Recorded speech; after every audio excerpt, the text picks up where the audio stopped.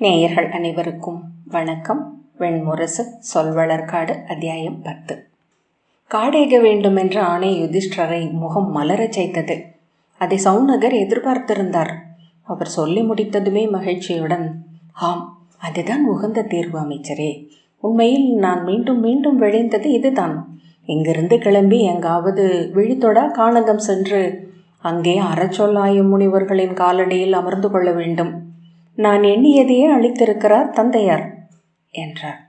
அர்ஜுனனும், ஆம் அமைச்சரே, இந்த இடத்திலிருந்து எவ்வகையில் நாம் விலகிச் சென்றாலும் அது நன்றே.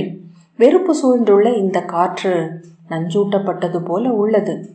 போர்க்களத்தில் நிற்கலாம், நம்மை வெறுப்பவர்களின் வழி முன் வாழ்வது பெரும் கொடுமை என்றான். சௌனகர் பீமனை நோக்க, நான் எப்போதுமே விழைவது காடுதான். காட்டில் வாழ்ந்த நாட்களில்தான் நான் மகிழ்ச்சியுடன் இருந்திருக்கிறேன் என்றான் அவன். சௌனகர் புன்னகையுடன், ஏதாவது நிகழ்ந்து நீங்கள் காடேக வேண்டாம் என்று சொல்லப்பட்டால் வில்லெடுப்பீர்கள் என்றல்லவா தோன்றுகிறது என்றார். அர்ஜுனன் சிரித்து விட்டான். யுதிஷ்டர் புன்னகைத்தபடி, என்ன நிகழும் என எண்ணுகிறீர்கள் என்றார். அமைச்சர் உள கொந்தளிப்புடன் இருக்கிறார். அவரால் இதை தன் தோல்வி என்றே எடுத்துக்கொள்ள முடிகிறது என்றார். பீமன், அதைவிட தன் சொல்லுக்குள் இல்லை பேரரசர் என்று உணர்வதன் சிறுமை உணர்ச்சியே அவரை வதைக்கிறது என்றான். யுதிஷ்டர், இல்லை மந்தா, அவர் நம் மீது பேரன்பு கொண்டவர், அறம் என தான் நினைப்பதற்காக வாழ்பவர் என்றார். அவரது பணி இங்கே முடிந்துவிட்டது. பெரிய தந்தையார் வெறும் தந்தை என்று ஆகிவிட்டார். அதை அவர் உணர்ந்தால் மீள முடியும் என்றான் அர்ஜுனன். பீமன், பேரரசர் என்றுமே தந்தைதான். அவருக்கு தன் முதல் மைந்தனில் இருக்கும் அன்பு நிகரற்றது. தன் மறுவடிவம் என எண்ணும் மைந்தன் மீது தந்தையர் கொண்டிருப்பது அன்பு மட்டும் அல்ல, அது இங்கே நீடித்து வாழ விரும்பும் உயிரின் பெருவிளைவும் கூட. தெய்வங்களும் அதற்கு எதிர் நிற்க முடியாது. அறம் என்ன செய்யும் என்றான். யுதிஷ்டர், மந்தா, நெறியில்லாதவனாக பேசாதே. இங்கு நிகழ்ந்தவற்றுக்கு எதிராக நின்றிருந்த முதல் நெஞ்சு அவருடையது. அறத்தில் நின்றமையால் தான் நம் அரசையும் திருப்பி அளித்தார். நாம் எவரும் அவரது அறநெஞ்சை குறை சொல்லும் தகுதி கொண்டவர்கள் அல்ல என்றார். பீமன் ஒன்றும் சொல்லவில்லை. யுதிஷ்டர், முறைப்படி தூது சென்று பேரரசரிடம் தெரிவியுங்கள் அமைச்சரே. அவரது ஆணையை நோயாளி அமுதைப் போல, இருள் இருப்பவன் ஒளியைப் போல நாங்கள் ஏற்றுக்கொண்டோம் என்று, அவரது தாழ்பணிந்து இன்றே காணேகிறோம் என்று, அவர் விழைந்தால் செல்வதற்கு முன் அவரை கண்டு வாழ்த்து பெற விழைகிறோம் என்றார். சௌனகர் தலைவணங்கினார். பீமன், முறைப்படி தொழும்பர் மட்டுமே காணேக வேண்டும். ஆகவே நாங்கள் ஐவரும் நாங்கள் வைத்தெழுந்த அரசியும் சென்றால் போதும். பிற அரசியரும் அன்னையாரும் இந்திரபிரஸ்தத்தில் இருக்கலாம் அல்லவா என்றான். வேண்டாம் மந்தா, எது முறையோ அதை செய்வோம். அரசியர் தங்கள் தந்தையர் நாடுகளுக்கு செல்லட்டும். அன்னை அவர் விழையும் இடத்திலேயே வாழட்டும். நம்முடன் திரௌபதி மட்டும் வந்தால் போதும் என்றார் யுதிஷ்டர். அரசே, நானும் தங்களுடன் வர வேண்டும், அதுவே முறை என்றார் சௌனகர். அந்தணனாகிய எனக்கு நானே ஏற்றுக்கொண்ட பொறுப்புகள் மட்டுமே உண்டு. எனக்கு எந்த கடமையையும் எவரும் ஆணையிட முடியாது. யுதிஷ்டர், அது தங்கள் விருப்பம் அமைச்சரே என்றார். காடேகும் செய்தியை குடிகள் கேட்டால் என்ன நினைப்பார்கள் என்று தெரியவில்லை. அவர்கள் கொந்தளிப்பார்கள் என்றார் சௌனகர். பீமன் வெடித்து நகைத்து, ஆம், கொந்தளிப்பார்கள், கண்ணீர் விடுவார்கள். ஏனென்றால் அவர்களால் கூட்டாக செய்யத்தக்க எளிய செயல் அது மட்டுமே. வாழாவிருக்கவில்லை, உகந்ததை செய்துவிட்டோம் என்று நிறைவு கொண்டு தங்கள் அன்றாட சிறுமைகளுக்கு மேலவும் முடியும் என்றான். மந்தா, ஏன் இத்தனை நஞ்சு உன் உள்ளத்தில் என்றார் யுதிஷ்டர். நான் காலகண்டனை போல காலஜிஹ்வன் மூத்தவரே. பாதாளத்தில் வாசுகி அளித்த நஞ்சு என் நாவில் குடிகொள்கிறது என்கிறார்கள் சூதர்கள். தர்மன், போதும், நாம் செல்வதற்குரியவற்றை செய்வோம் என்றார். மக்களுக்கு அவர்கள் செய்ய வேண்டியவற்றுக்கு முன் நிகழ்வு ஒன்று தேவை. அரசர்கள் காடேகிய கதைகள் பல உள்ளன. தசரதன் மைந்தனாகிய ராகவராமன் காடேகிய போது அயோத்தியின் குடிகள் பெருந்திரளாக உடன் சென்றனர் என்றும், கங்கை கரையில் அவனே அவர்களை வணங்கி திரும்பிச் செல்லும்படி ஆணையிட்டான் என்றும் புற்றுரை முனிவரின் தொல்காவியம் சொல்கிறது. நாம் வாரணவதம் செல்லும் போது தாங்களும் அவ்வாறு கண்ணீருடன் ஆணையிடுவீர்கள் என நம்பி அவர்கள் நம்மை தொடர்ந்து வந்ததை நினைவு கூர்கிறேன். நீங்கள் எதற்கும் அக்காவியத்திலிருந்து அந்த பகுதியை நினைவு பதிவு செய்து கொள்ளலாம், பயன்படும். நகுலன் புன்னகைத்தான். யுதிஷ்டர், மந்தா வேண்டாம் என்றார். நான் தங்களை சொல்லவில்லை மூத்தவரே. மக்களுக்கு புதியவற்றை பழையவற்றின் துணையில்லாமல் புரிந்து கொள்ளும் ஆற்றல் இல்லை என்று மட்டுமே சொல்ல வந்தேன் என்றான் பீமன். மந்தா, மக்களை வெறுப்பவன் காலப்போக்கில் அவர்களால் வெறுக்கப்படுவான் என்றார் யுதிஷ்டர். இல்லை மூத்தவரே, மக்களை புரிந்து கொண்டவன் அவர்களை வெறுப்பான். அவன் மட்டுமே அவர்களை கட்டுப்படுத்தவும் முடியும். கட்டுப்பாடான ஆட்சியை அளிப்பதனால் அவனை அவர்கள் விரும்புவார்கள் என்றான் பீமன். உன்னுடன் சொல்லாடுவதில் எனக்கு ஆர்வமில்லை சௌனகரே. நாங்கள் இன்னும் 2 நாழிகைக்குள் சித்தமாகி விடுவோம். அதை முறைப்படி அறிவியுங்கள் என்று யுதிஷ்டர் எழுந்து கொண்டார். சௌனகர், ஆணை என்றார். யுதிஷ்டர், அன்னைக்கும் அரசியருக்கும் என் ஆணை இதுவே. அவர்கள் நம்முடன் உறவு கொள்வதற்கு முன் இருந்த நிலைக்கே திரும்பி செல்லட்டும். 13 ஆண்டு காலம் நாம் இல்லை என்றே நினைத்து அவர்கள் இங்கே வாழட்டும். நமது மைந்தர் துரியோதனனையும் கர்ணனையும் கௌரவரையும் தந்தையர் என்றே வணங்கி ஒழுகட்டும். குருதியுறவுகள் வெண்ணில் ஆணையிடப்பட்டவை. அவற்றை எதன் பொருட்டும் மண் வாழும் மானுடர் மறுக்க முடியாதென்று என் மைந்தரிடமும் குடிகளிடமும் சொல்லுங்கள் என்றார். சௌனகர் தயக்கத்துடன், அரசே, தாங்கள் சொல்வது அறநூல்களின் நெறி. ஆனால் கௌரவர்களை நம்பி நம் மைந்தரை ஒப்படைத்து செல்வதென்பது... நான் அது கூடாதென்று சொல்லவில்லை. ஆனால் அவர்களை நம் இளவரசர் தந்தையர் என்று எண்ண வேண்டும் என்ற ஆணை அவர்களுக்கு பெருஞ்சிறையாக ஆகக்கூடும் என்றார். பீமன் கையசைத்து, அதில் ஐயம் வேண்டியதில்லை அமைச்சரே. ஆற்றல் மிக்கவர்கள் எதிரிகளின் மைந்தர்களிடம் பேரன்புடன் இருப்பது வழக்கம். அது ஒரு பிழை நிகர். நம் மைந்தருக்கு நம்மை விடவும் அணுக்கமான தந்தையாகவே துரியோதனன் இருப்பான். அவன் உள்ளியல்பு அதுவே. பெருந்தந்தையின் மாற்றொரு அவன். கசப்புடன் புன்னகைத்து, நம் மைந்தரை தோளிலும் மார்பிலும் வைத்திருப்பான். திரும்பி வரும்போது நம் மைந்தர் அவரை நம்பி நம்மை விட்டு அகன்றிருப்பார்கள் என்றான். அச்சொற்களை கேட்காதவர் போல, என் ஆணைகள் அறிவிக்கப்படட்டும் என்ற பின் யுதிஷ்டர் மறுபக்க வாயிலினூடாக வெளியே சென்றார். நகுலன் அவர் அருகே செல்ல அவன் தோளை தன் கையால் பற்றி கொண்டார். அவர் உடல் தளர்ந்திருக்கவில்லை என்பதையும் நடை இயல்பாகவே உள்ளது என்பதையும் சௌனகர் நோக்கினார். ஆனாலும் அவருக்கு தம்பியரில் ஒருவனின் தோள் தேவைப்பட்டது. அவர் உறுதி தேடுகிறார். தம்பியர் இன்னமும் தன்னுடன் உள்ளனரா என்றான் பீமன். மூத்தவரே என்று அர்ஜுனன் மன்றாடும் குரலில் அழைத்தான். தம்பியர் அதை அவருக்கு உறுதியளித்து கொண்டே இருக்கிறோம். ஒரு பூசலுக்கு பின் உறவுகள் சீரடைகின்றன. இரு சாராரும் தேடும் உறுதிகள் முழுமையாக அளிக்கப்படுவதனால் என்றான் பீமன். நாம் எந்த காட்டுக்கு செல்கிறோம் என்றான் அர்ஜுனன் பேச்சை மாற்றும் பொருட்டு. எந்த காடாக இருந்தாலும் மிக அருகே இருப்பது, விரைவில் சென்று நுழைந்து கொள்ளக்கூடியது. காடுகள் எல்லாம் ஒன்றே என்றான் பீமன். அறவோர் வாழும் காடு தேவை என்றார் என்று அர்ஜுனன் சொன்னான். எல்லா காடுகளிலும் அவர்கள் இருக்கிறார்கள். பாரத வருஷத்தின் இடரே இதுதான். நாட்டின் நெறிகள் காடுறைவோரால் அமைக்கப்படுகின்றன என்ற பின் பீமன் திரும்பி சென்றான். அவனை நோக்கிய பின் அர்ஜுனன் திரும்பி, தங்கள் எண்ணம் என்ன அமைச்சரே என்றான். நான் சௌனக காட்டுக்கு மட்டுமே கொண்டு செல்வேன். ஏனென்றால் அது என் ஆசிரியரின் காடு என்றார் சௌனகர். நான் கௌஷிதகத்திற்கு செல்லலாம் என எண்ணினேன். சாந்தோக்கிய மரபில்தான் இளைய யாதவரின் சாந்தீபனி குருகுலமும் அமைந்துள்ளது என்றான் அர்ஜுனன். ஆம், அங்கும் செல்வோம். முதலில் சௌனகம், அதுவே அண்மையிலும் உள்ளது என்றார் சௌனகர். அவ்வண்ணமே ஆகுக. நமக்குத்தான் எல்லா காடுகளிலும் வாழ்ந்து மீளும் அளவுக்கு காலம் உள்ளதே என அர்ஜுனன் புன்னகையுடன் சொன்னான். அஸ்தினபுரிக்கு வெளியே தெற்கு கோட்டை வாயிலுக்கு அருகே இருந்த இளவேனில் மாளிகையில் குந்தி தங்கியிருந்தாள். சௌனகர் அதன் முற்றத்தில் பல்லக்கிலிருந்து இறங்கியதும் கோல்காரர் வந்து வணங்கி, சினம் கொண்டிருக்கிறார் என்று மெல்லிய குரலில் சொன்னார். சௌனகர் தலையசைத்துவிட்டு கல்லாலான நீண்ட படிகளில் ஏறி கூடத்திற்குள் நுழைந்தார்.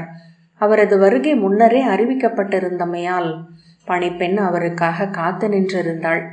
தலைவணங்கி அழைத்துச் சென்று குந்தியின் அறை கதவருகே விட்டாள். கதவை திறந்து அவர் உள்ளே நுழைந்ததுமே குந்தி கடுஞ்சினத்துடன் எழுந்து அவரை நோக்கி வந்தாள். நன்று, எதற்காக வந்தீர்கள்? எல்லாவற்றையும் முடித்து விட்டேன். இனி அன்னையின் நற்சொல் ஒன்று மட்டுமே மிச்சம் என்று சொல்லத்தான், இல்லையா? சௌனகரே, அந்தனரும் அறம் மருந்து அரசுக்கு வஞ்சமிழைத்தால் தெய்வங்கள் என்ன செய்யும் என்று கூவினாள். சௌனகர் சினத்தை அடக்கியபடி, ஆம், நான் அந்தணனே. என் ஆசிரியர்களிடமிருந்தன்றே எவரிடமிருந்தும் நான் அறம் கற்க வேண்டியதில்லை. நீங்கள் அங்கே என்ன செய்தீர்கள் என்று நான் அறிவேன். என் விழியும் செவியும் இல்லாத இடமே இல்லை என்று குந்தி மேலும் உரத்தமையால் இசை வழிந்து இழுபட்ட குரலில் கூவினாள். அவள் முகம் சிவந்து மூக்கு முனை பொன் போல் இருந்தது. நீர்ப்படலம் நின்ற கண்களிலும் வெண்பற்களால் குருதி எழ கடிக்கப்பட்டு துடித்த உதடுகளிலும் இழுபட்ட அசைந்த கழுத்து தசை தளர்வுகளிலும் வெறி நிறைந்திருந்தது. தலையிலிருந்து நழுவிய வெண்பட்டாடை நிலத்தில் இழுபட அவரை அணுகி வந்தாள். சௌனகர் அறியாது சற்று பின்னடைந்தார். மூச்சிறைப்பில் தோள்களும் முலைகளும் எழுந்ததிர, நீங்கள் அதை செய்வீர்கள் என நான் எண்ணி இருக்கவே இல்லை சௌனகரே. விழைவதை ஆற்ற துணிவும் விதி பிழைத்தால் தலைவெட்டி வீழ கையில் வாளும் இல்லாத கோழையின் செய்கை நீர் செய்தது. நாக்கு எப்படியும் தடம் புரளும். தோளுக்குள் எலும்பு என ஒன்றுள்ளது. நிலை பெறும் ஆற்றலை அந்தனரிடம் எதிர்பார்த்தது என் பிழை என்று குந்தி கூவினாள்.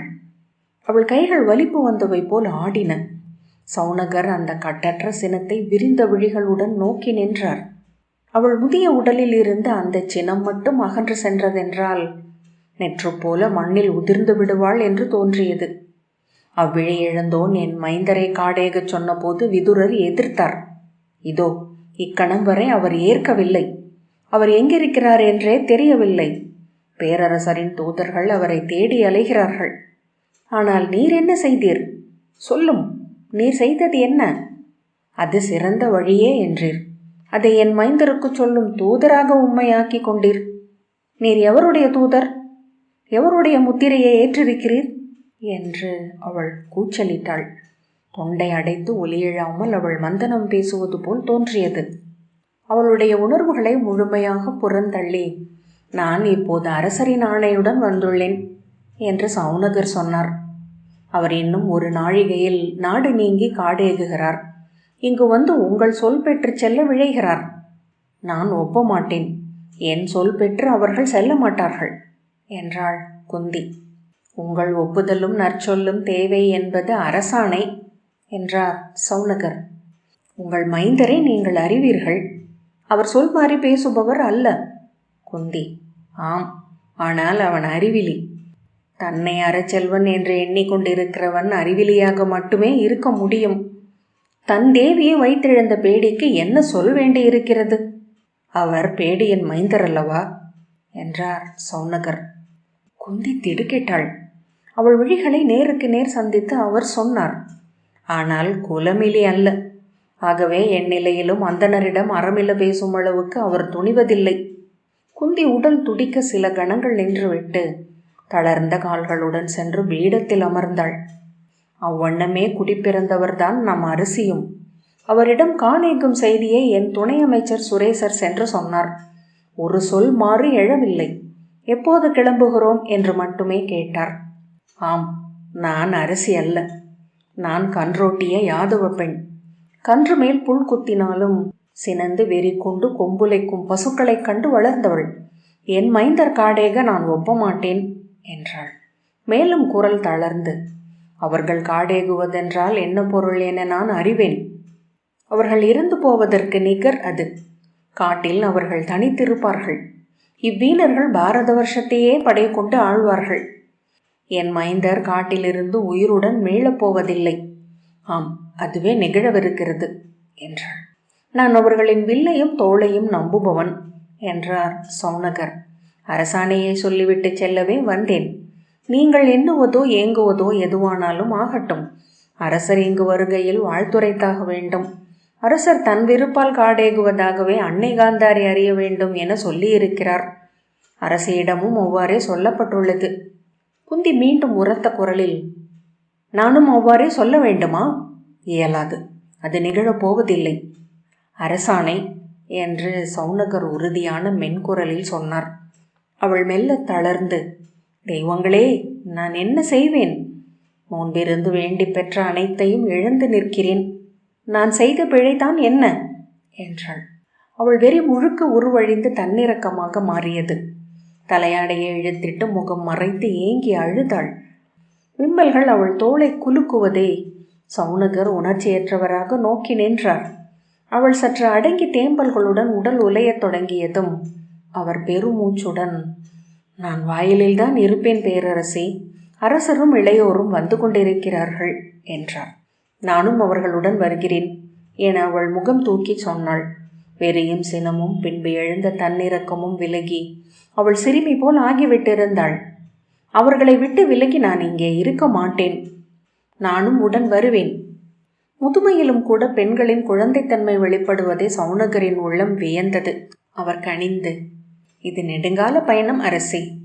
தாங்களும் முன்பிருந்த இளையவர் அல்ல. முதுமையில் நீங்கள் அவர்களுடன் சென்றால் அவர்களுக்கே அது பெருஞ்சுமையாக ஆகக்கூடும் என்றார்.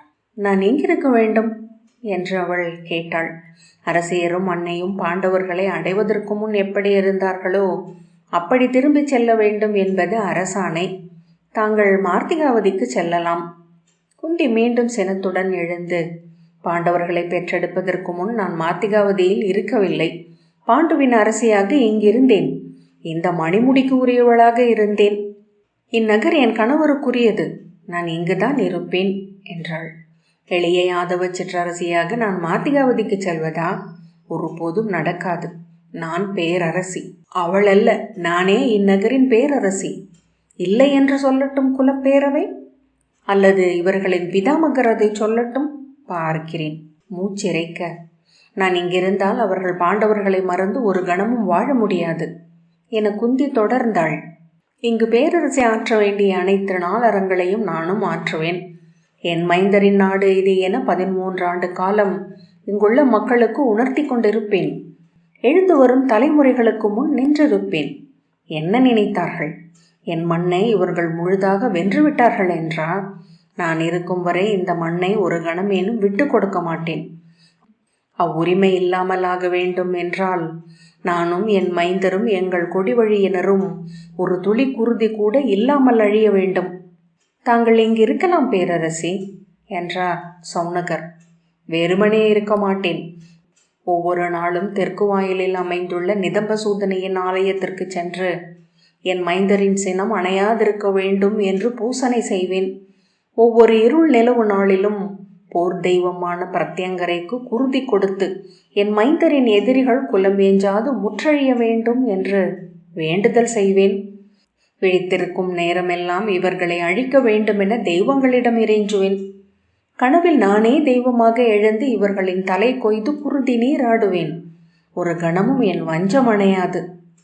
அங்கே அவையில் என் மைந்தரும் மருகியும் வஞ்சினம் உரைத்ததைத்தான் நீங்கள் அறிவீர்கள்.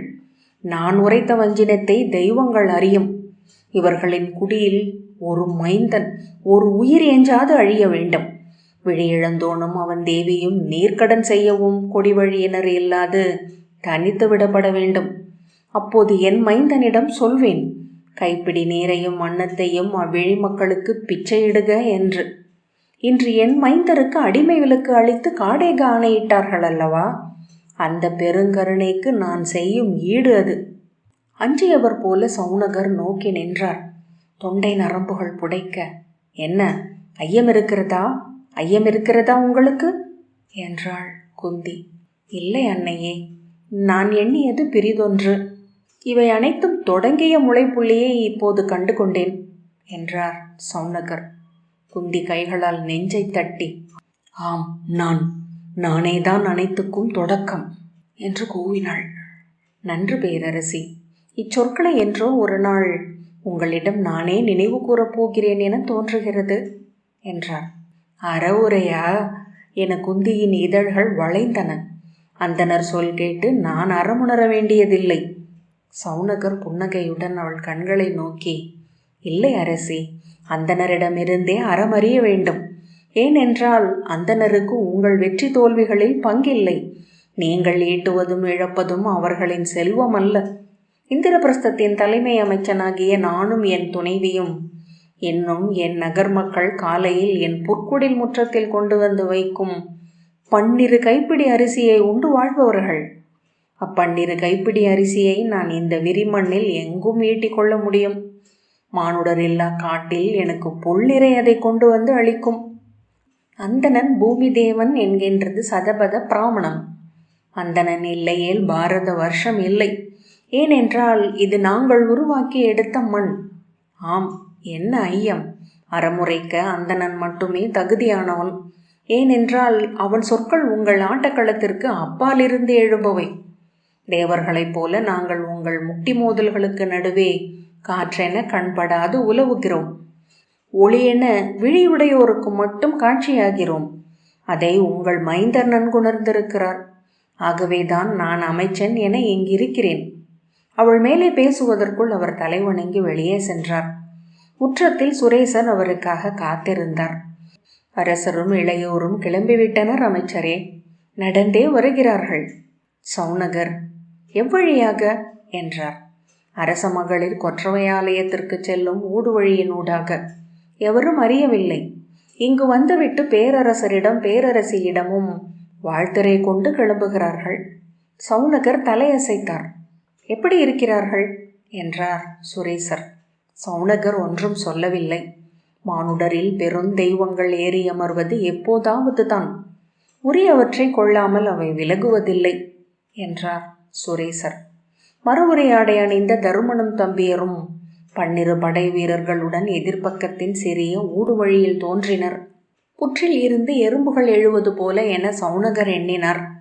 பெருமூச்சுடன் திரும்பி சுரேசரிடம், இன்று முதல் 7 நாட்கள் நான் உண்ணா நோன்பு என்றார். ஏன் என்றார் சுரேசர் திகைப்புடன். நாக்கு மிகுதியாக உணவுண்டு விட்டது. அது சற்று மெலிவது நன்று.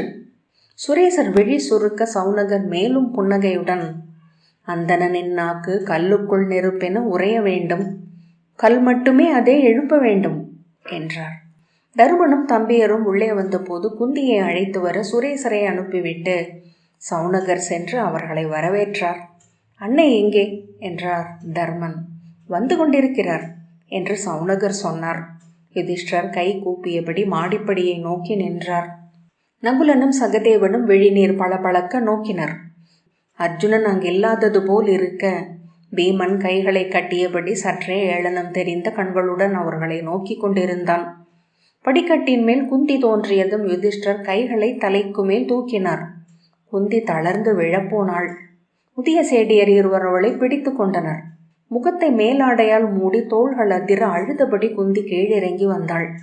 கைப்பிடி விளிம்பில் இருந்த துதி தூக்கிய யானையை பற்றியபடி நின்றாள். வாழ்த்துக அன்னையே என்றபடி யுதிஷ்டர் குனிந்து அவள் கால்களை தொட்டார். அவள் அழுகையால் குலுக்கப்பட்டவளாக செயலற்று நின்றாள். வாழ்த்துங்கள் அரசி என்றார் சுரேசர். அரசி வாழ்த்துங்கள் என்றாள் முதிய சேடி. நோயுற்றது போல் நடுநடுங்கிக் கொண்டிருந்த நரம்புகள் புடைத்த மெல்லிய கையை யுதிஷ்டர் தலைமேல் வைத்த குந்தி பெருத்த விம்மலுடன் அதை விலக்கி கொண்டாள். பாண்டவர்கள் ஒவ்வொருவராக அவள் தாழ் பணிய அவள் ஒரு சொல்லும் உரைக்காமல் அழுது கொண்டே இருந்தாள். அவர்கள் திரும்பி நடந்து வெளியே சென்றபோது கால் தளர்ந்து தரையில் அமர்ந்து விட்டாள். சௌனகர் அவளை ஒரு கணம் நோக்கி நின்ற பின் செல்வோம் என சுரேசருக்கு வழி காட்டிவிட்டு பாண்டவர்களை தொடர்ந்தார். சொல்வளர்காடு 10வது அத்தியாயம் இத்துடன் நிறைவு பெற்றது. நன்றி.